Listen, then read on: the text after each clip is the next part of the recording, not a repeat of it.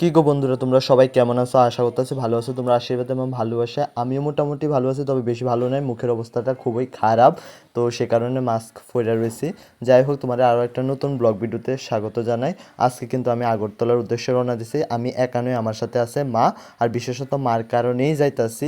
আর এই ব্লগ ভিডিওটা কিন্তু 15ই সেপ্টেম্বর সোমবারে আমি করছিলাম। বিশেষ অসুবিধার কারণে আমি দিতে পারতাছিলাম না, তো সে কারণে আমি খুবই দুঃখিত। আজকে তোমাদের কাছে শেয়ার করতেছি। তো বাস দিয়ে আয়াই আমি টমটম ধরছি। আমরা সকাল সকালে কিন্তু রওনা দিছিলাম 10টার মধ্যে।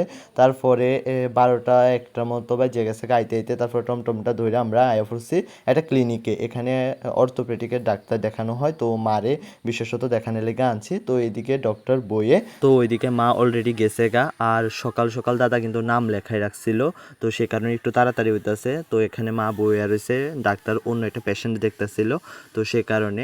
আর আমি তো এখানে নতুন গেছি, তো সে কারণে আমি ভিডিও টিডিও করতে একটু ভয় পাইতেছিলাম, তাও একটু ক্যাপচার করে তোমার সাথে শেয়ার করছি।